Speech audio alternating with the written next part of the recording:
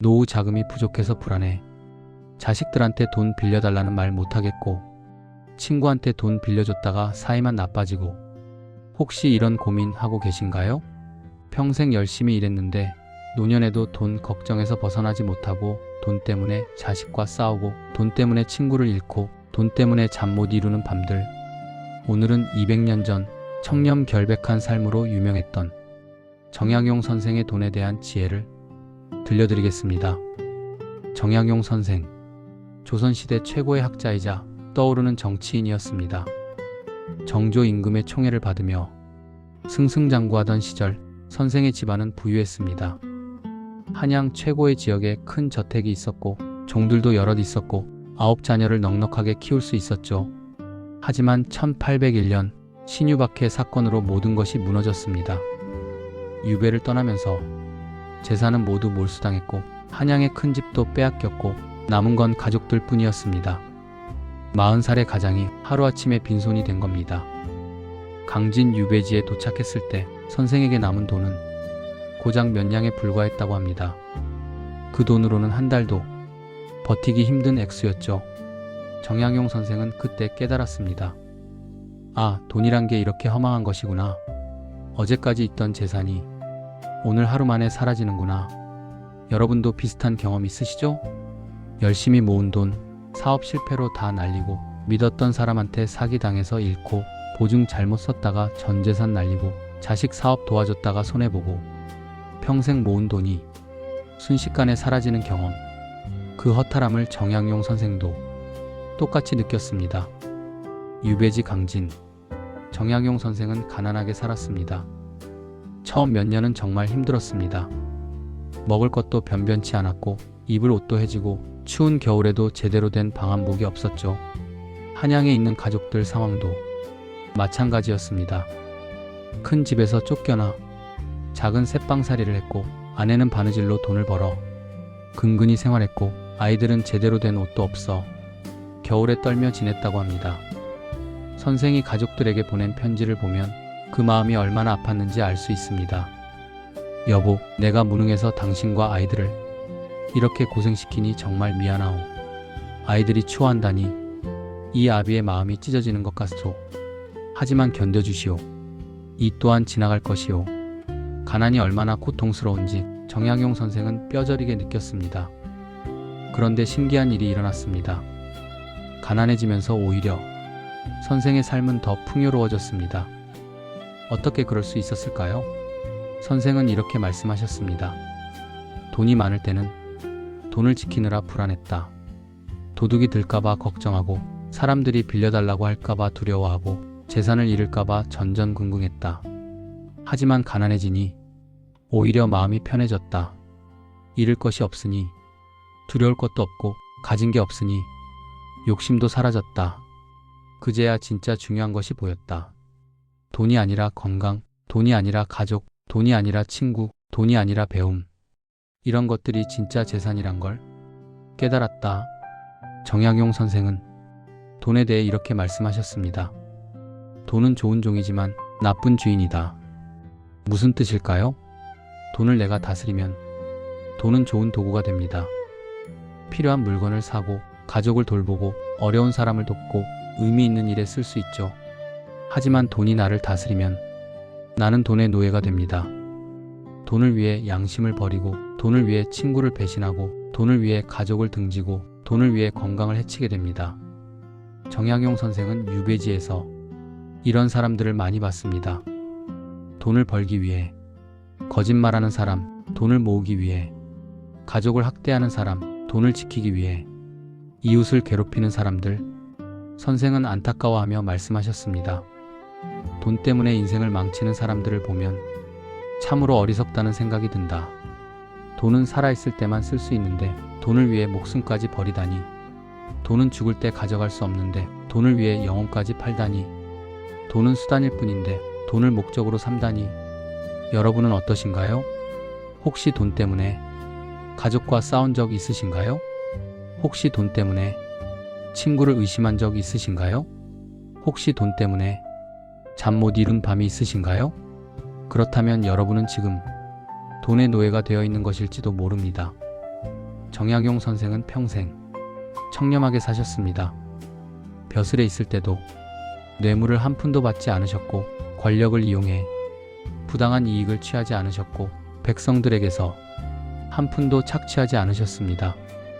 주변 사람들은 이상하게 생각했습니다. 다들 돈 버는데 정약용은 왜 안 벌지? 기회가 있으면 좀 챙겨야지. 너무 고지식한 거 아닌가? 실제로 선생의 동료들은 뇌물로 큰 재산을 모았습니다. 몇 년만 벼슬하면 한양에 집 몇 채 생기고 논밭이 늘어나고 종들이 많아졌죠. 하지만 정약용 선생은 월급만으로 생활하셨습니다. 그래서 늘 가난했습니다. 그런데 신기한 일이 일어났습니다.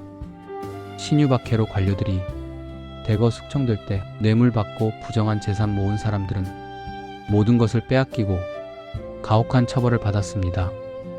하지만 정약용 선생은 청렴했기 때문에 유배는 갔지만 재산 몰수는 그나마 덜했고 백성들이 선생을 원망하지 않았고 후손들이 부끄러워하지 않았습니다. 선생은 말씀하셨습니다. 청렴은 당장은 손해인 것 같지만 결국은 가장 큰 이익이다. 부정한 돈은 언젠가 드러나고 부정한 돈은 자손에게 화가 되고 부정한 돈은 마음의 평화를 빼앗는다. 하지만 청렴하게 번 돈, 정직하게 산 삶은 영원한 재산이 된다. 여러분의 돈은 깨끗한가요? 혹시 누군가를 속이고 번 돈, 누군가에게 피해를 주고 얻은 돈, 양심을 속이고 챙긴 돈은 없으신가요? 그런 돈은 결국 평화를 빼앗아 갑니다. 정약용 선생의 경제 철학 중 가장 중요한 것이 하나 있습니다. 바로 검소함입니다. 선생은 유배지에서 극도로 검소하게 사셨습니다. 밥은 하루 두 끼만 드시고 반찬은 김치와 된장뿐이었고 옷은 해진 것을 입고 또 집어 입으셨습니다. 추운 겨울에도 방을 제대로 데우지 않았고 더운 여름에도 부채 하나로 더위를 견뎠습니다. 친구들이 걱정했습니다. 자네 너무 고생하는 것 아닌가? 좀 더 편하게 살게. 하지만 선생은 웃으며 말씀하셨습니다. 나는 지금 충분히 행복하네. 밥을 먹을 수 있으니 배고프지 않고 옷을 입을 수 있으니 춥지 않고 잠잘 곳이 있으니 편안하고 책을 읽을 수 있으니 지루하지 않네. 더 무엇을 바라겠는가? 사람들은 늘 부족하다고 하지만 사실은 이미 충분하다는 걸 모르네. 검소하게 살면 적은 돈으로도 행복할 수 있고 욕심을 버리면 가진 것만으로도 만족할 수 있네. 선생은 아들들에게도 검소함을 가르치셨습니다. 학연아, 학유야.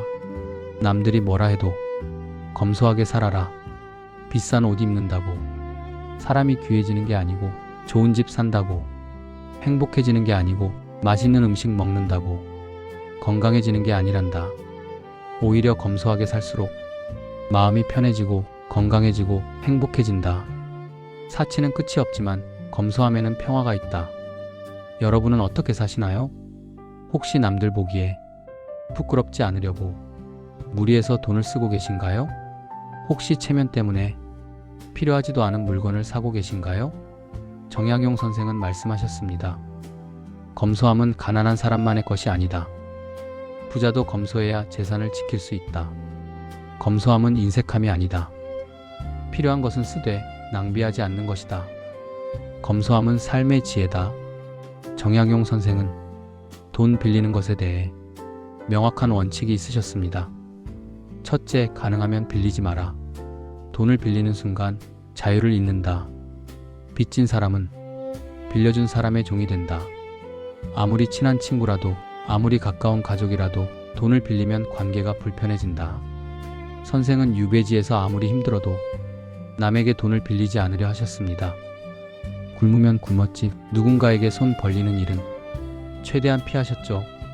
둘째, 꼭 빌려야 한다면 빨리 갚아라. 빚은 병과 같다. 빨리 치료할수록 좋다.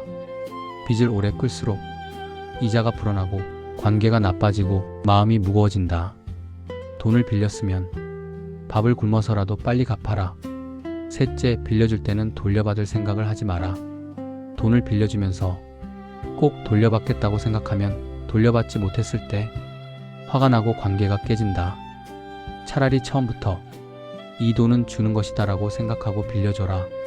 그러면 돌려받으면 고맙고 돌려받지 못해도 화나지 않는다. 실제로 선생은 유배에서 풀려난 후 어려운 친구들을 많이 도우셨는데 단 한 번도 돌려달라고 하지 않으셨다고 합니다. 넷째, 능력 이상으로 빌려주지 마라. 착한 마음에 무리하게 돈을 빌려주면 결국 나도 망하고 상대도 못 갚아서 망한다.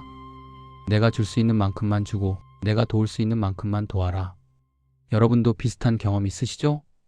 친구가 사업한다며 돈 빌려달라고 해서 전 재산을 빌려줬다가 돌려받지 못하고 친구도 잃고 자식이 집 산다고 해서 노후 자금까지 다 주었다가 자식은 감사해 하지도 않고 보증 잘못 썼다가 평생 모은 돈 다 날리고. 정약용 선생의 원칙을 기억하세요. 돈 문제는 신중하게, 관계는 지혜롭게. 정약용 선생은 노후 준비에 대해서도 말씀하셨습니다. 젊었을 때 노후를 준비하지 않으면 늙어서 자식에게 짐이 된다. 선생 자신은 유배로 인해 노후 준비를 제대로 못했지만 아들들에게는 늘 강조하셨습니다. 학연아, 학유야, 지금부터 조금씩 모아라. 많이 벌 필요는 없다. 대신 쓸데없이 쓰지 마라.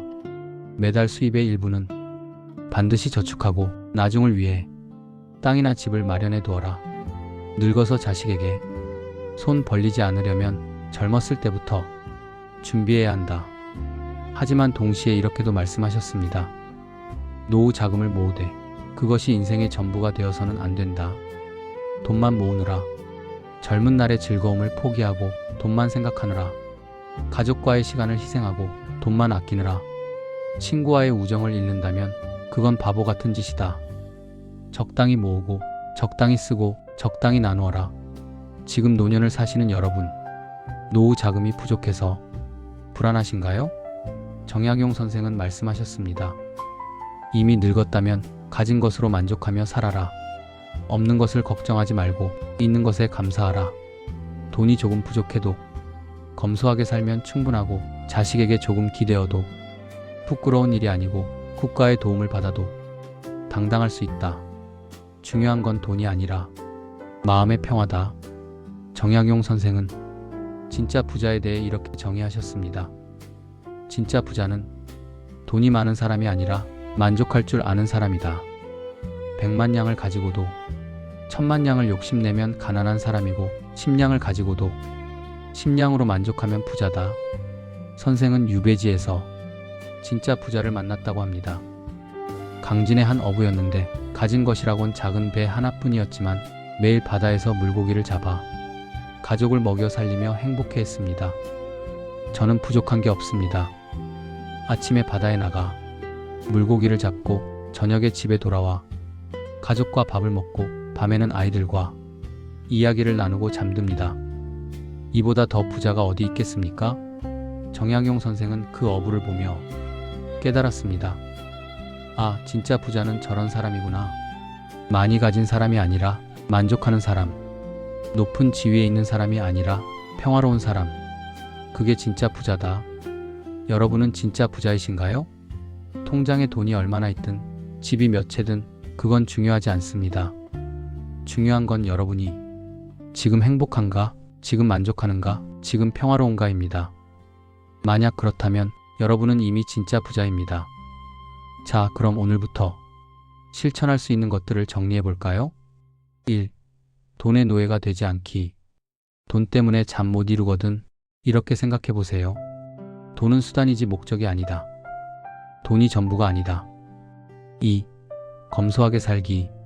필요 없는 물건 사지 않기, 남들 눈치 보며 돈 쓰지 않기, 있는 것으로 만족하기. 3. 빚 빨리 갚기. 빚이 있다면 조금씩이라도 갚으세요. 빚에서 자유로워지는 것이 진짜 자유입니다. 4. 무리하게 빌려주지 않기. 착한 마음에 무리하지 마세요. 줄 수 있는 만큼만 주세요. 5. 현재에 감사하기. 없는 것 걱정하지 말고 있는 것에 감사하세요. 건강, 가족, 친구, 평화로운 마음. 이것들이 진짜 재산입니다. 6. 자식에게 돈으로 사랑 표현하지 않기. 돈 주는 것만이 사랑이 아닙니다. 시간과 관심이 더 큰 선물입니다. 정약용 선생은 말씀하셨습니다. 돈 때문에 인생을 망치지 마라. 돈은 살아가는 도구일 뿐 인생의 목적이 아니다. 청렴하게 벌고 검소하게 쓰고 만족하며 살아라. 그러면 돈이 적어도 행복할 수 있다. 여러분, 돈이 부족해서 불안하신가요? 돈 때문에 고민이 많으신가요? 괜찮습니다. 돈이 전부가 아니니까요. 지금 여러분에게 있는 것들, 건강, 가족, 친구, 경험, 지혜, 이것들이 진짜 재산입니다. 오늘부터 돈의 노예가 아니라 돈의 주인으로 사세요. 검소하게 살고 만족하며 살고 평화롭게 사세요. 그게 진짜 부자입니다. 여러분 모두 돈 걱정 없이 평화로운 삶 사시길 바랍니다. 오늘 이야기가 좋았다면 구독과 좋아요, 알림 설정을 잊지 마세요. 감사합니다.